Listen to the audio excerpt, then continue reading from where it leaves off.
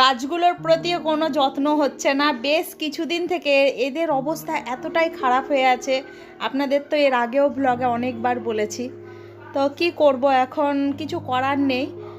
উপরের গ্রিলগুলো রং হয়ে গেলে তখন আমি এগুলোকে ওদের জায়গায় দিয়ে দিতে পারবো। দেখুন এই গাছটা দেখে তো আমার এত মায়া লাগছে, কি করব। তো যাই হোক বন্ধুরা, কেমন আছেন সবাই?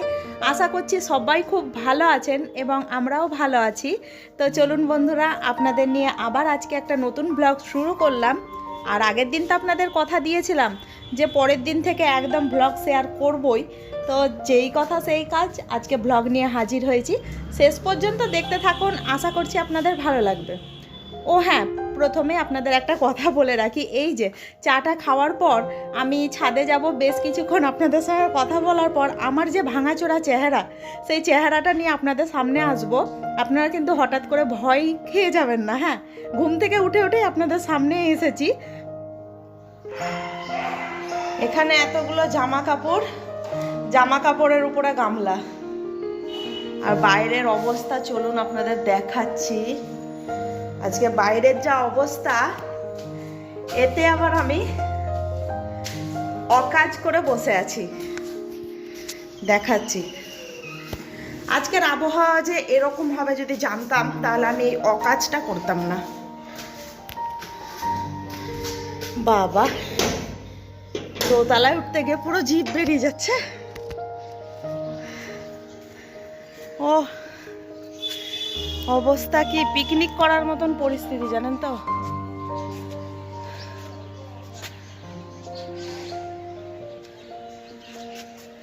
দারুণ লাগছে, কিন্তু দারুণটা তো তখনই লাগতো না যখন আমি অকাজটা করতাম না। অকাজ করেছি বলে কি হলো, তোরা চলে গেলি কেন রে?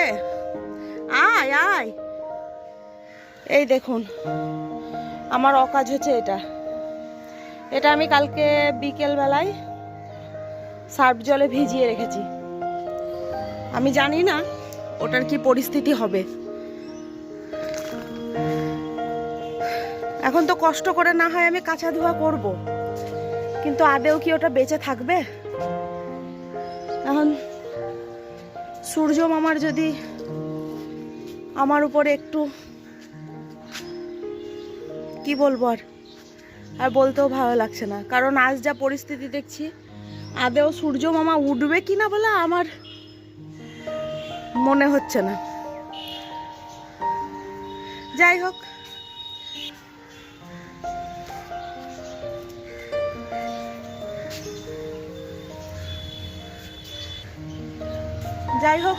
চলুন বন্ধুরা, আমি তো রেডি এখন কাঁচা ধোয়া করার জন্য। তো এখন ঘড়িতে বাজে ঠিক সকাল 9টা।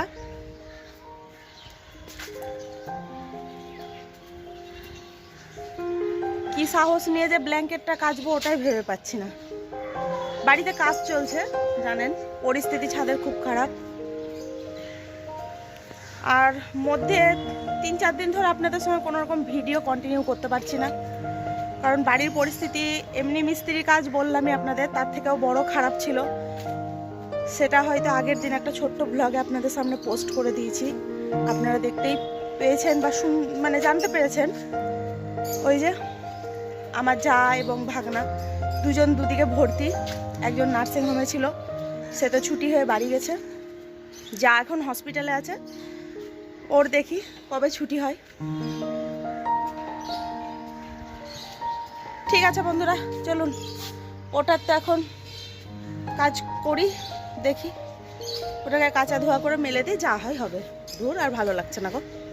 ঠিক আছে, ভিডিওটা অফ করেই দিয়েছিলাম। এই যে এটাকে নিলাম, এটা এসে আবার আমাকে কা কা করে ডেকে শোনাচ্ছে যে আমরাও আছি।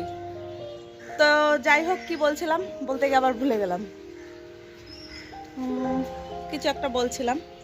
ও হ্যাঁ, সকাল সকাল তো এইরকম চেহারা নিয়ে আপনাদের সামনে চলে এলাম, জানি না যা আছে না আছে সেই রকমই।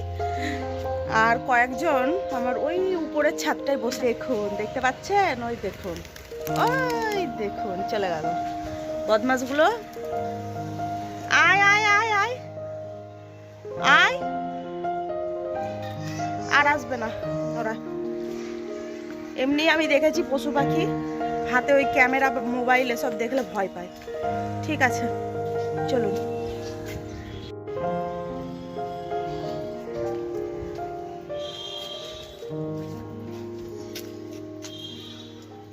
এখানে আবার একটা বাঁশ দিলাম, এই যা ভারী, আমার দড়ি সব ছিঁড়ে পড়ে যাবে।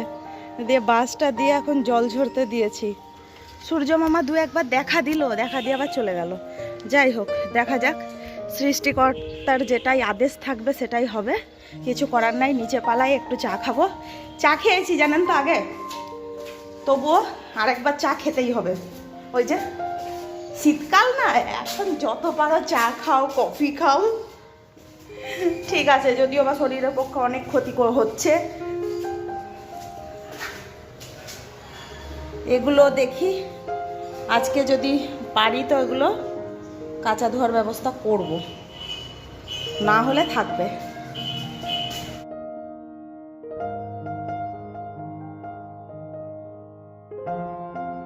তো যেটা বললাম আপনাদের, ভাঙাচোরা চেহারা নিয়ে আসার পর তারপরে তো আর ভিডিও অন করাই হয়নি, কোনো রকম কিছুই আমি আর ভিডিও তৈরি করিনি। তো একদম সন্ধ্যের পর প্রতিদিন তো চা নিয়ে আপনাদের গুড ইভিনিং করি। আজকে দেখুন না, আজকে করব ভেবে রেখেছি একটু ডিম বিরিয়ানি, তার জন্যই ভাতটা বসিয়ে দিয়েছি। ছেলে গেছে পড়তে, ওকে আবার বলেছি বাড়ি আসার পথে একটু চিকেন পাকোড়া আনবি, ওরা খাবে বলে। তো যাই হোক, সঙ্গে আমারও একটা ভাগের নিয়ে এসেছে।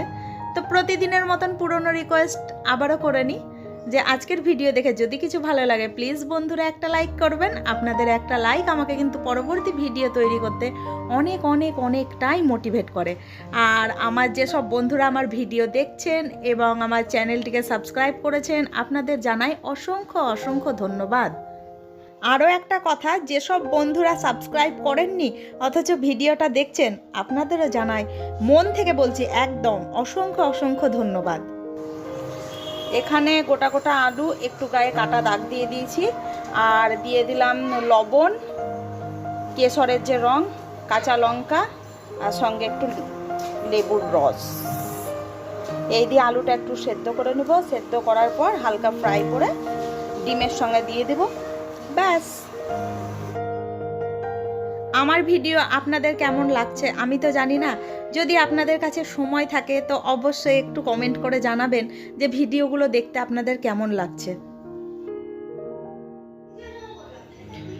আমার ছেলের থালায় নিয়ে নিলাম অল্প করে। তো দেখলেনই তো, মেয়ে এখন খাবে না বলল, ওর জন্যই আরও ডিম বিরিয়ানি করা। তো ডিম ভাজা ওই বিরিয়ানির চালের ভাতটাই খাবে।